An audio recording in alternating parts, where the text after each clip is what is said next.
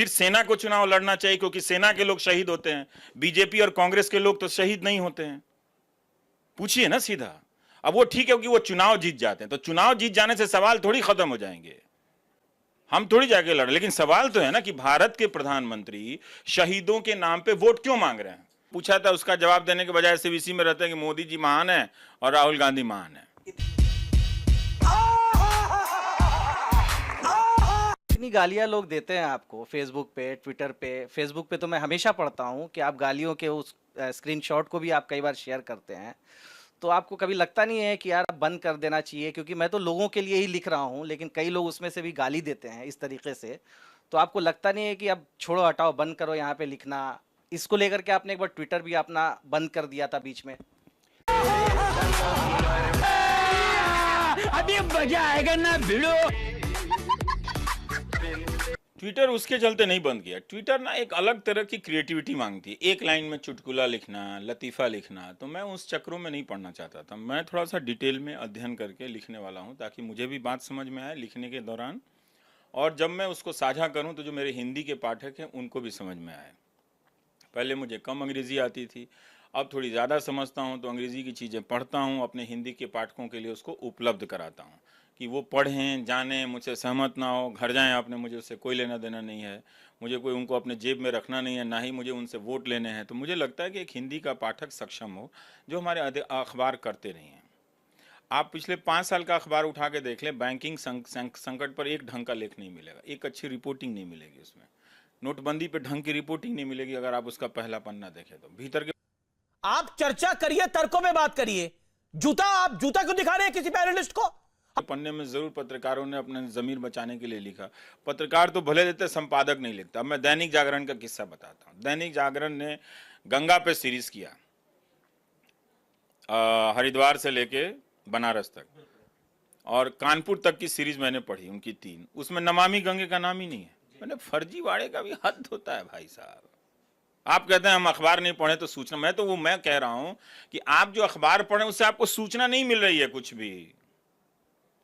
आप समझिए इस बात को। तो आप जो 300 रुपया खर्च कर रहे हैं अखबार पे, मुझे दे दीजिए ना, मैं लड्डू खाऊंगा, रसगुल्ले खाऊंगा, मैं फोटो भी भेज दूंगा, देखिए आपके पैसे से मैं खुश हूं। लेकिन आप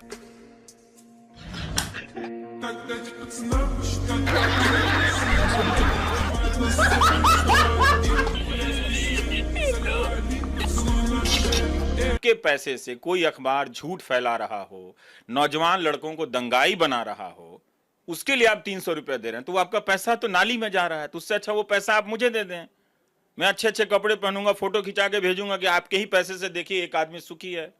आपके पैसे से लाखों लोग अगर दुखी हैं तो कम से कम एक ही आदमी सुखी रहे, इसी के लिए दे दीजिए आप। प्रधानमंत्री कई तरह के झूठ बोलते हैं। क्या भारत एक मजबूत राष्ट्र बने? कमजोर कब था? नेता क्या मजबूत होना चाहिए? कोई घी खाया हुआ नेता चाहिए क्या? मीडिया गुलाम हो गया, गोदी मीडिया हो गया। दिन भर प्रधानमंत्री मोदी और उनकी पार्टी का एक तरह से चमचागिरी करता रहता है। जय मंदिर चाहिए, आगे बढ़ो, मंदिर चाहिए, आगे बढ़ो, मंदिर चाहिए, आगे बढ़ो, सड़क नहीं चाहिए, रोटी नहीं चाहिए, मंदिर चाहिए। शाह वाली स्टोरी कोई टीवी न्यूज चैनल ने किया है? ये नहीं पूछता कि आप काम कब करते हैं। आप तो दिन भर रैली में नजर आते हैं, हर समय आप टीवी पे नजर आते हैं, तो साहब आप काम कब करते हैं? आप रैली कर रहे थे ना, आप अपने लिए, आप देश के लिए काम थोड़ी कर रहे थे। हिंदुओं के बारे में 100 बातें, मुसलमानों के बारे में 100 बातें हैं, 100 बुरी बातें हैं, तो क्या किया जाए? लड़कों को बना दिया जाए दंगाई? जिनको अपने मोहल्ले का ठीक से पता नहीं, वो भारत के हर चीज पे ज्ञान दे जाते हैं। तो ड्रामा चल रहा है इस देश में कि कोई सवाल बात कर रहा है गरीब लोगों का तो कम्युनिस्ट हो गया। 5 साल आप ये पढ़ना चाहते हैं? आप इसको पत्रकारिता मानते हैं कि गंगा पे कोई अखबार 3 सीरीज छापेगा बड़ा बड़ा और उसमें नमामि गंगे का जिक्र नहीं होगा? उसमें नमामि गंगे पर रिपोर्टिंग की, छापा, देखने से लगा कि आप गंगा के बारे में जान रहे हैं। दरअसल गंगा और गंगा की जो राजनीति 2014 के बाद हुई वो आप नहीं जान रहे हैं। आपको इतनी सारी धमकियां भी आती रहती है, तो कभी डर लगता है? क्योंकि आप ऐसे भी कहीं भी फील्ड पे भी चले जाते हैं रिपोर्टिंग करने के लिए, कई लोगों ने आपको सलाह भी दिया है, मशवरा दिया है कि भाई इस तरीके से थोड़ा सा बच करके। कभी ऐसा लगता है एक डर का माहौल जब आप बाहर जाते हैं रिपोर्टिंग नहीं करने के लिए? नहीं, हम आदमी हैं और हर किसी को डर लगना चाहिए। अपनी गलतियों से, अपनी नादानियों से, अपने से हो जाने वाली गलतियों से डर लगना चाहिए। जो ये सब पब्लिक में आकर नौटंकी करते हैं ना कि मैं बड़ा मजबूत हूँ, मुझे डर नहीं लगता है, मैं इस तरह का फ्रॉड आदमी नहीं हूँ। मुझे बिल्कुल डर लगता है। इसका मतलब है कि मैं बेसिक ह्यूमन क्वालिटी मुझ में है। ठीक, अगर नहीं डर लगता तो मैं 20 मंजिला इमारत पर जाके कूद जाता नीचे, और फिर 2 मिनट के बाद नीचे पान की दुकान पे टहलता हुआ नजर आता, पान खाता, लोगों को आइसक्रीम खिलाता। हो सकता है? नहीं हो सकता ना। तो आप 20वीं इमारत से जाके नीचे झांकेंगे तो आपको थोड़ी घबराहट होनी चाहिए। अगर हो रहा है तो इसका मतलब आप नॉर्मल आदमी हैं, और अगर घबराहट नहीं हो रही तो इसका मतलब आप खुद भी मूर्ख हैं और दुनिया को भी मूर्ख समझते हैं। तो इसलिए बिल्कुल मुझे डर लगता है, लेकिन क्या करें, काम करते रहते हैं। ठीक है, बहुत बड़ी ताकतें हैं, अंत में वही जीत जाएंगी तो जीत जाएं, इसमें क्या करना है, क्या फ़र्क पड़ता है। मैं अगर हार भी जाऊँगा तो क्या फ़र्क पड़ता है मुझे। मैं कोई ट्रॉफी के लिए तो मैं दौड़ नहीं रहा हूँ ना, मैं किसी ट्रॉफी के लिए, कुर्सी के लिए तो भाग नहीं रहा हूँ। बहुत सामान्य बात है, बहुत ही स्वाभाविक बात है कि कोई इतनी ताकत से और इतनी भीड़ से लड़ते हुए हार जाए, बल्कि उसको हार ही जाना चाहिए। वो कैसे जीतेगा लाखों लोगों से। बस हवा निकल गई। भाइयों बहनों, यह देश बदल रहा है, लेकिन कुछ लोगों का दिमाग नहीं बदल रहा। सिर्फ एनडीटीवी इंडिया बस, उसके अलावा कोई चैनल ना देखें। और कई लोग ये भी कहते हैं कि प्रधानमंत्री को एक बार इंटरव्यू रवीश के सामने भी जाके देना चाहिए। तो कभी आपकी तरफ से भी कोशिश की गई कि मोदी जी का एक बार इंटरव्यू ओपन लिया? लेटर लिखा हुआ है, ओपन लेटर लिखा हुआ है, आइए इंटरव्यू कर लीजिए। और क्या कोशिश करें, क्या कोशिश करेंगे। वो तो अपना प्रवक्ता 2016 से मेरे शो में नहीं भेज रहे हैं। तो जिस पार्टी ने मुझे बहिष्कार किया तो मैं कोशिश क्या करने जाऊं।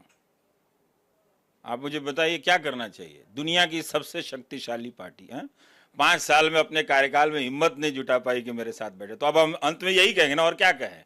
लेकिन मैं ये भी नहीं कहना चाहता, आदमी को अपने सीमा में रहना चाहिए। ठीक है, उनके प्रवक्ता कमज़ोर हैं, मैं सवाल पूछता हूं भरभरा जाते हैं, तो ठीक है, उन्होंने अपना चुनाव किया कि भाई अच्छा है, बहिष्कार के बहाने उसको, अपने प्रवक्ताओं को दूसरे चैनल पर जहां भेजा जाए जहां एंकर मैनेज होते हैं, तो ठीक है, उनकी अपनी रणनीति है।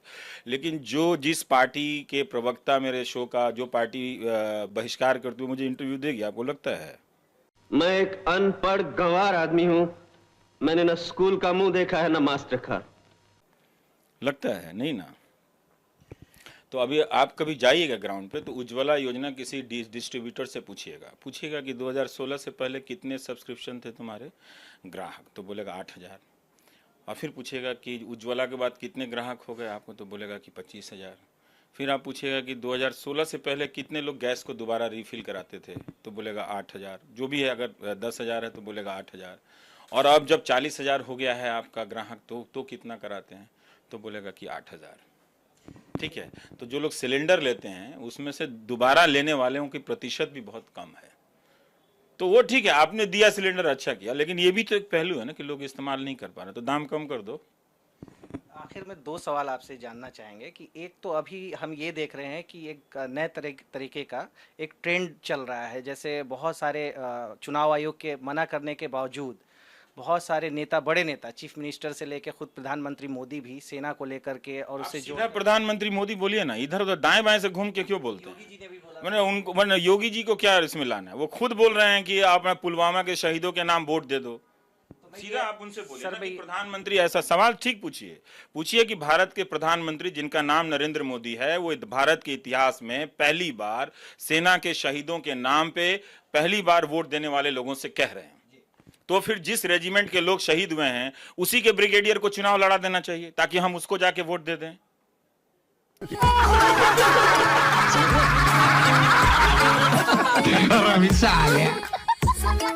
फिर सेना को चुनाव लड़ना चाहिए क्योंकि सेना के लोग शहीद होते हैं, बीजेपी और कांग्रेस के लोग तो शहीद नहीं होते हैं। पूछिए ना सीधा। अब वो ठीक है कि वो चुनाव जीत जाते हैं, तो चुनाव जीत जाने से सवाल थोड़ी खत्म हो जाएंगे, हम थोड़ी जाके लड़। लेकिन सवाल तो है ना कि भारत के प्रधानमंत्री शहीदों के नाम पे वोट क्यों मांग रहे हैं। क्या वो शहीदों का सम्मान खैरात के लिए कर रहे थे कि इसके बदले में वोट लूंगा। तो सीधा सवाल पूछिए, सवाल डायरेक्ट होना चाहिए। मैं आपका ओपिनियन जानना चाह रहा था। यही ओपिनियन बता दिया आपको, यही मेरा ओपिनियन है। फिर इसको लेके क्या करना चाहिए, चुनाव आयोग पूछना चाहिए, बोलना चाहिए। चुनाव आयोग क्या कर पाएगा। वो आप चुनाव आयोग को नहीं देख रहे हैं, प्रधानमंत्री की रैली के हिसाब से वो प्रेस कॉन्फ्रेंस का टाइम का कैंसिल कर देते हैं। आप देख नहीं रहे चुनाव आयोग को। तो सुप्रीम कोर्ट को फिर कुछ अपने तरीके से सेल्फ, सुप्रीम कोर्ट क्या करेगा चुनाव आयोग के ऊपर। वो चुनाव आयोग का तो बॉस है नहीं सुप्रीम कोर्ट, वो तो एक स्वतंत्र संस्था है, वो रोक लेगा। जब उसने योगी के बारे में कहा कि नेक्स्ट टाइम से नहीं होना चाहिए, अब वो कह लेगा क्या, कहेगा और फिर प्रधानमंत्री अपनी तरफ से क्यों नहीं चुनाव आयोग का आदर कर रहे हैं? जब वो उदाहरण पेश नहीं करेंगे तो ये योगी हो चाहे कोई दूसरा किसी मुजफ्फरपुर का कोई उम्मीदवार हो या कोई कहीं का नीमच का कोई उम्मीदवार हो या कहीं बांसवाड़ा का उम्मीदवार हो, उससे हम उम्मीद करें? आखिरी अरे कहना क्या चाहते हो? एकदम इन्होंने वक्त बदल दिया, जज्बात बदल दिए, जिंदगी बदल दी। म्यूजिक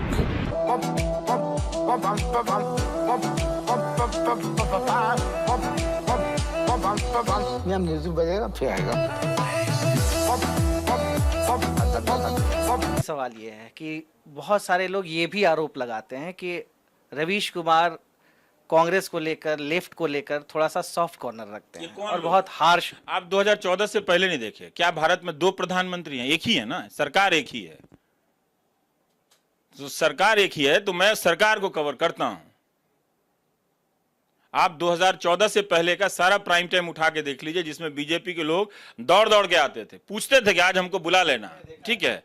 तो लोग क्या कहते हैं नहीं कहते हैं, और स्टूडेंट की बात करना, गरीब स्टूडेंट की बात करना, कम्युनिस्ट हो जाना है। ये ड्रामा चल रहा है इस देश में कि कोई सवाल बात कर रहा है गरीब लोगों का तो कम्युनिस्ट हो गया। तो आप क्यों नहीं कर रहे हो बात? आपको याद है ना, उमा भारती ने नोटबंदी के बारे में बात क्या कहा था? हमारे प्रधानमंत्री मार्क्स और लेनिन हो गए, जो इंटरनेट सर्च कर लीजिएगा। तो ये सब ड्रामा सब चलता रहता है। 99.999% मीडिया गुलाम हो गया, गोदी मीडिया हो गया। दिन भर प्रधानमंत्री मोदी और उनकी पार्टी का एक तरह से चमचागिरी करता रहता है, बकवास करता रहता है। वहां सवाल पूछिए, उसके सामने हम कुछ भी नहीं है। कांग्रेस अपना देख ले, हम उसका क्या बाजा बजाएंगे? वो अपना देख ले। 44 सांसदों की पार्टी रह गई है वो। मतलब आप ये कह रहे हैं कि आप विपक्ष का मत दिखाइए, यही कह रहे हैं ना आप एक तरह से कि गिरफ्तार हुए हैं, इनकी गिरफ्तारी ठीक है या नहीं? अरे डॉक्टर पात्रा चुप हो जाइए, झूठे पात्रा दे रहे हैं, झूठे पात्रा चुप हो जाइए। पहले बताओ। अरे मैनिपुलेटिव पात्रा चुप हो जाइए। बेटे के प्रवक्ता चुप हो जाओ। आप तो झूठ बोल रहे हैं। माँ बेटे के प्रवक्ता पहले बताओ। डकैत माँ बेटे के प्रवक्ता पहले बताओ। जो लोग गिरफ्तार हुए हैं गिरफ्तार होना चाहिए या नहीं? मैं किसी के बीच में नहीं बोल नहीं आने वाला है। प्रोफेसर वल्लभ 3024 में आएगा आपका समय। जवाब दीजिए। 3024 के इलेक्शन में आएगा आपका समय जी, तब बोलना आप। अब जो मैनिपुलेटिव पात्रा और झूठे पात्रा ने जो बात कही, डॉक्टर पात्रा ने, उनका एक का जवाब देता हूँ मैं।